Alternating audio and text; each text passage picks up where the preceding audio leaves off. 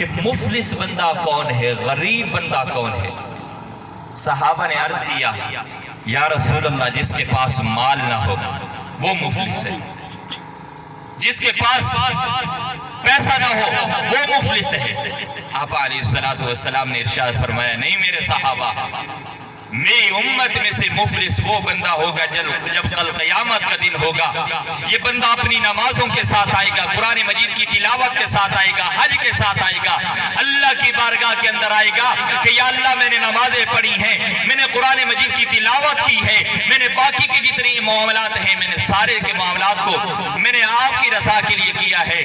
فرمایا میرے بندے میرے لیے تو کیا ہے، پتا میرے بندوں کے ساتھ کیا کیا ہے، میرے بندوں کے ساتھ کیا کیا ہے؟ میرے بندے تو اس سے خوش تھے، میرے بندے تو اس سے راضی تھے، تو اس وقت اس کی پکڑ ہو جائے۔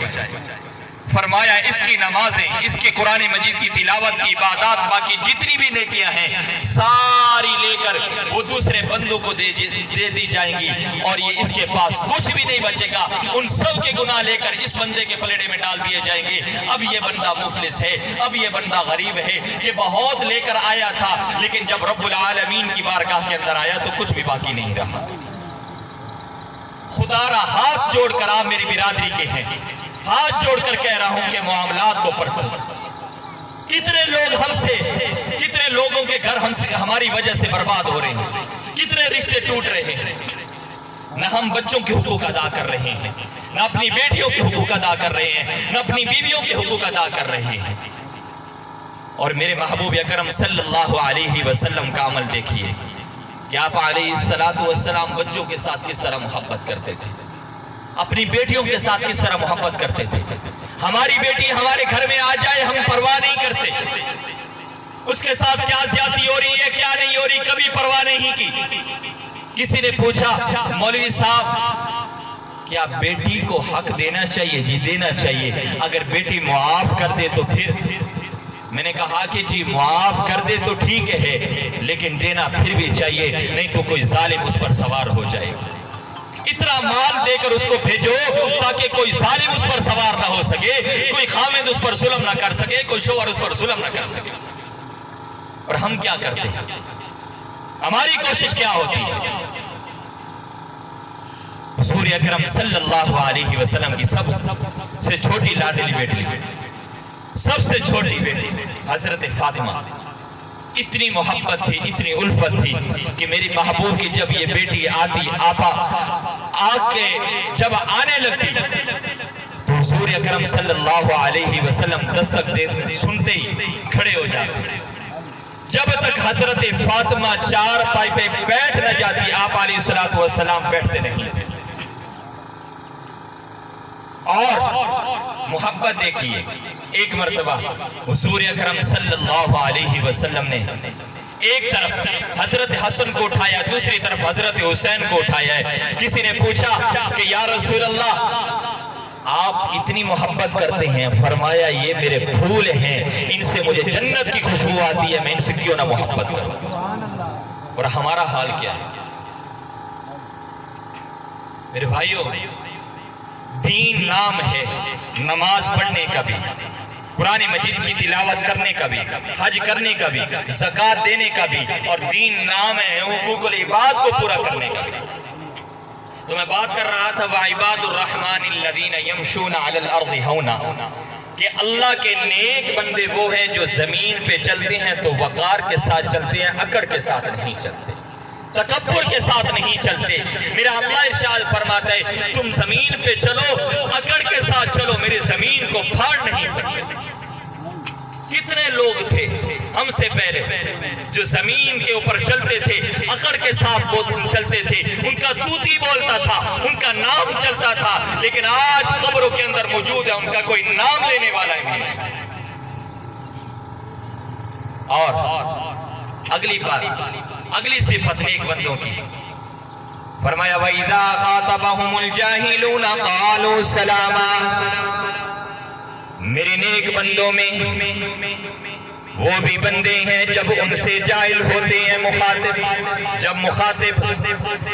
جب جاہل ہو ان سے مخاطب ہو جائے تو وہ اس کے ساتھ اس طرح کی بات نہیں کرتے، محبت کی بات کرتے ہیں، الفت کی بات کرتے ہیں، سلامتی کی بات کرتے ہیں۔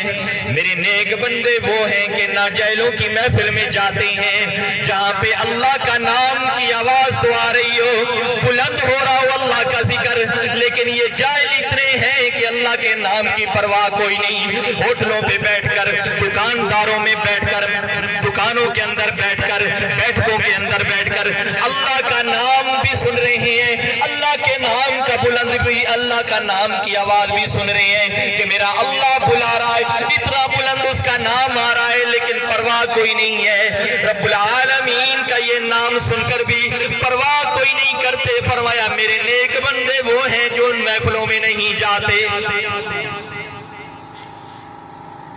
بی بی زبیدہ، ہارون رشید کی بیوی، بڑی نیک عورت تھی، بڑی پارسا عورت تھی۔ روز کئی 100 قرآن اپنے گھر کے اندر، اپنے محل کے اندر حفظ کرواتی تھی، پڑھاتی تھی۔ کئی 100 قرآن مجید پڑھے جاتے تھے۔ جب انتقال ہو گیا، مسلمانوں توجہ سے سننا، توجہ سے سننا، جب انتقال ہو گیا، بی بی کسی کے خواب میں آتی ہے۔ پوچھنے والے نے پوچھا بتاؤ بی بی کیا ہوا، کیا معاملات پیش آئے؟ بی بی زبیدہ جواب دیتی ہے نیکی کے کام بڑے کیے تھے، قرآن مجید کی تلاوت روز میرے گھر میں ہوتی تھی۔ مکہ شہر سے لے کر طائف کی وادی تک جو نہر آج بھی موجود ہے، زبیدہ نہر جو موجود ہے، یہ اسی بی بی خاتون نے کھٹوائی تھی اور کھدوائی تھی۔ پوچھنے والے نے پوچھا بی بی کیا معاملہ پیش آیا؟ بی بی زبیدہ جواب دیتی ہے نیکی کے کام بڑے کیے تھے، لیکن اللہ کو میری ایک ایسی ادا پسند آئی کہ اللہ نے میرے لیے جنت کے دروازے کھول دیے۔ بی بی وہ کیا ادا تھی؟ حضرت بی بی زبیدہ جواب دیتی ہیں کہ ایک مرتبہ بڑی پیاس لگی تھی، ہاتھ کے اندر پیالہ تھا پانی کا، جب منہ کو لگانے لگی ادھر سے آواز آنے لگی اللہ اکبر اللہ اکبر۔ میں نے پیالے کو نیچے کیا، اللہ کے اذان کی میں نے جواب دیا، اللہ کا میں نے جواب دیا کہ اللہ میرا مجھے بلا رہا ہے۔ میرے اللہ کو میری یہ ادا اتنی پسند آئی کہ میرے اللہ نے میرے لیے جنت کا فیصلہ فرما دیا۔ مسلمانوں بڑی بڑی عبادات پہ بھی اگر وہ پکڑ لے تو اسے کوئی پوچھنے والا نہیں، اگر راستے سے ایک کانٹا بھی ہٹا دے سے تو اسے بخشش کر دے، کوئی پوچھنے والا نہیں۔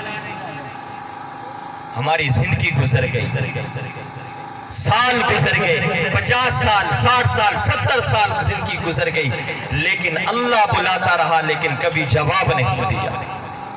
باپ اپنے بیٹے کو بلائے کہ میرا بیٹا میری بات سن، ایک مرتبہ، دوسری مرتبہ، تیسری مرتبہ، آخر آ کر وہ بھی کہتا ہے تو اتنا لانتی بن گیا، اتنا کمینہ بن گیا ہے، میں تیرا باپ ہو کر تجھے بلا رہا ہوں تو میری بات کا جواب ہی نہیں دے رہا۔ اور جو مالک زمین و آسمان کا مالک و خالق، جس نے ہمیں پیدا کیا، وہ خدا کے بندے ہم اپنے گریبان میں جھانک کر تو دیکھیں تو صحیح اس کی کتنی نعمتیں ہیں، غور تو کریں کہ اس نے کتنی نعمتیں ہم پر بہا دی ہیں۔ اپنے جسم پر غور کریں، اپنے بالوں پہ غور کریں، اپنی زبان پہ غور کریں، اپنی آنکھوں پہ غور کریں، اپنے ہاتھوں پہ غور کریں، کتنی بڑی بڑی نعمتیں اس نے عطا فرمائیں۔ ارے ہمیں یہ ہے کہ ہم اپنی اس کی نعمت کا شکر ادا کرنے کی بجائے ہم اس کی نافرمانی کریں۔ وہ کریم آقا پھر بھی ہمیں اپنی محبت کی نگاہ سے دیکھ رہا ہے، وہ کریم آقا پھر بھی ہمیں محبت کی نگاہ سے دیکھ رہا ہے۔ آخری بات پوچھتا ہوں، آخری بات کہ حضرت اسرائیل علیہ السلام جو موت کے فرشتے ہیں، روح قبض کرتے ہیں، توجہ سے سننا، ان سے کسی نے پوچھا اسرائیل روح قبض کرتے ہو لوگوں کی، انسانوں کی، مسلمانوں کی، کافروں کی، کبھی رحم نہیں آیا؟ کبھی رحم نہیں آیا؟ اسرائیل نے جواب دیا 2 مرتبہ بڑا رحم آیا، इसराइल से कौन पूछने वाला है? वो रात को आए, वो दिन को आए, वो बच्चे पर आए, वो बूढ़े पर आए, वो औरत पर आए, वो ताकतवर पर आए या वो मालदार पर आए, उससे कोई पूछने वाला है? वो किसी से पूछ कर नहीं आता। जब उसको मालिक की तरफ से इजाजत मिल जाती है तो वो बगैर बताए आ जाता है, बड़ी बड़ी आरज़ू लेकर, बड़ी बड़ी तमन्नाएं लेकर, और बड़े बड़े ये कि इंसान सोचो विचार करता है, महल बनाऊंगा, कोठी बनाऊंगा, बंगला बनाऊंगा, लेकिन जब वो आ जाता तो सब रुक जाता है। तो कहता 2 मरतबा हजरत इज़राइल अलैहिस्सलाम ने जवाब दिया, 2 मरतबा बड़ा रहम आया। फरमाया पहला कौन सा है? कहा पहला ये है कि समुंदर के अंदर, दरिया के अंदर कश्ती चल रही है, माँ और एक बेटा जो है उसकी गोद के अंदर है। मुझे हुक्म मिला इसकी माँ की रूह को कब्ज करना है, बच्चे को छोड़ देना। बात मेरी समझ आ रही है? जिनको समझ आ रही है सुभान अल्लाह, सुभान अल्लाह। मुझे हुक्म मिला कि बच्चे की रूह को कब्ज नहीं करना, माँ की रूह को कब्ज करना है। मुझे बड़ा तरस आया कि पीछे बच्चे का क्या बनेगा? समुंदर है, ऊपर कोई और चीज भी नहीं है, शहर होता तो कोई और बात थी। मुझे बड़ा रहम आया कि इस बच्चे के साथ क्या हुआ होगा। फरमाया दूसरी कौन सी बात है? दूसरा कौन सा मौका है जहां पे रहम आया? हजरत इज़राइल अलैहिस्सलाम फरमाते हैं दूसरा मौका वो था जब शद्दाद ने जन्नत को तामीर किया था, अपने लिए जन्नत को तामीर किया था। कई साल लगा दिए थे अपने लिए जन्नत को तामीर करने के अंदर। मैं बात करना ये चाहता हूं कि वो मालिक कितना करीम है, वाक़ा कितनी बंदे से मोहब्बत करता है और बंदा कितना नाफरमानी करता है। कि शद्दाद ने अपने लिए जन्नत को बनाया, कई साल लगवा दिए, रोजाना सुबह शाम काम होता रहा। जब जन्नत तैयार हो गई, मुझे हुक्म मिला कि इसको जन्नत के अंदर, इसको अपने महल के अंदर कदम नहीं रखने देना, पहले इसकी जान निकाल। मुझे बड़ा रहम आया कि एक मर्तबा कदम तो रख लेता, चक्कर तो लगा लेता कि इतने साल लगा दिए इसने अपनी जन्नत को तामीर करने पर, इसकी एक मर्तबा ख्वाहिश तो पूरी हो जाती। तो पूछा इज़राइल तुझे पता भी है कि शद्दाद कौन था? तुझे पता भी है कि शद्दाद कौन था? मैं मालिक कितना करीम हूं, मैं इंसान से कितनी मोहब्बत करता हूं, इंसान से कितनी उल्फत करता हूं, इंसान का रवैया मेरे साथ कैसा है। वो शद्दाद वही बच्चा था जिसकी माँ की रूह तूने दरिया के अंदर कब्ज की थी। मैंने उसकी इस तरह परवरिश की और वही बच्चा मेरे खिलाफ बगावत पर खड़ा हो गया। वो मालिक तो इतना करीम है। मुसलमानों भूले से गलती हो जाती है कि इंसान ज़ाइफ है, इंसान कमज़ोर है, लेकिन अपने अंदर लचक को पैदा करो, अकड़ को ख़त्म करो। अगर हम अपने अंदर से अकड़ को ख़त्म कर देते हैं, अल्लाह के दर पे आ जाते हैं और अल्लाह के बारगाह के सामने कह देते हैं कि या अल्लाह जितने भी गुनाह हुए हमसे, हमारे गुनाह हुए, दिन के अंदर हुए, रात के अंदर हुए, तन्हाई के अंदर हुए, महफिल के अंदर हुए, ऐ अल्लाह हम तौबा करते हैं, या अल्लाह तो माफ़ कर दे। वो करीम आका ज़रूर माफ कर देगा। आज इस महफिल से उठने से पहले मुआफी मांगे, अल्लाह की बारगाह के अंदर ये ऐलान करें कि या अल्लाह जितने गुनाह हुए, जितनी नमाजें छूटी हम कज़ा करेंगे, पिछले गुनाहों को माफ कर दे। वो मालिक जरूर माफ कर देगा। वो मालिक बड़ा करीम आका है, उसने बड़े बड़े जालिमों को, बड़े बड़े ये कि गुनाहगारों को माफ कर दिया है। आप तो और मैं, आप अलैहिस्सलातु वस्सलाम का कलमा पढ़ते हैं, इस कलमे की बनिस्बत से, इस कलमे की निस्बत को देकर अल्लाह रब्बुल इज्जत हमारे गुनाहों को जरूर माफ करेगा। और आखिर में एक बात कहना चाहता हूं, आखिरी बात कि जिंदगी गुजर गई, उम्रें गुजर गई, आज तक सफेद दाढ़ी हो गई, सर के अंदर सफेद बाल आ गए, लेकिन नमाज पढ़ने का तरीका नहीं आया। नमाज पढ़ने का तरीका नहीं आया। वइबादुर रहमानिल्लज़ीना यमशूना अलल अर्ज़ि हौना, बंदों की सिफात जो अल्लाह बयान कर रहे हैं, उसमें से चौथी सिफत ये है कि मेरे वो बंदे हैं जो रात कोड़ते हैं, मुझसे मांगते हैं तन्हाई के अंदर। तो खुदारा आप मेरे भाई हैं, आप मेरे बुजुर्ग हैं, आप मेरे अजीज हैं। आखिरी बात कहना चाहता हूं, जो कुछ मर्जी हो जाए नमाज को न छोड़ें, नमाज को न छोड़ें। एक बच्चा रोजाना स्कूल जाता रहे, नागा ना करे, नालायक है, पढ़ता नहीं है, लेकिन स्कूल जाता है, मास्टर जो होता है, प्रोफेसर जो होता है, उसके पर्चे को देखकर, उसकी पोजीशन को देखकर कि यार पढ़ता नहीं है, नालायक है, लेकिन आता तो ज़रूर है, इस आने की वजह से अल्लाह वो प्रोफेसर जो है, उस्ताद जो है, उसको पास कर देता है।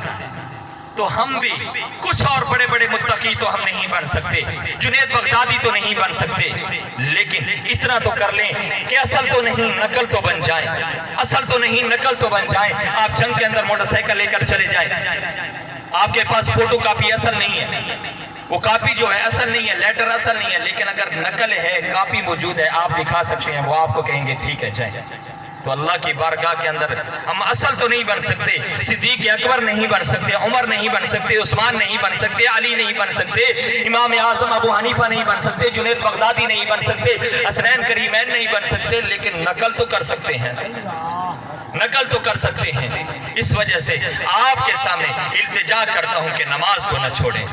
मेरे भाइयों, आपके सामने लशारी वाला कब्रिस्तान मौजूद है, आपके सामने पैरो शहीद वाला कब्रिस्तान मौजूद है। ये नामी का दिन था, नामी का जो दिन था, मुहर्रम का जो दिन था, हालात हमारे सामने थे।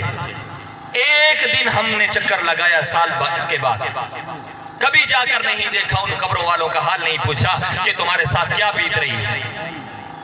ये नमाज काम आई, सबसे पहले नमाज का हिसाब किताब कब्र के अंदर, हशर के अंदर। और रहमत दो आलम सल्लल्लाहु अलैहि वसल्लम ने इरशाद फरमाया, नमाज मेरी आंखों की ठंडक है, नमाज मोमिन की मिराज है। और रहमत दो आलम सल्लल्लाहु अलैहि वसल्लम का आखिरी अमल, हजरत अली फरमाते हैं हम महबूब अकरम सल्लल्लाहु अलैहि वसल्लम के माथे पे हाथ रखते हैं, इतना माथा गर्म था बुखार की वजह से, लेकिन उस हाल के अंदर भी आका नामदार दो जहां सल्लल्लाहु अलैहि वसल्लम ने नमाज को नहीं छोड़ा।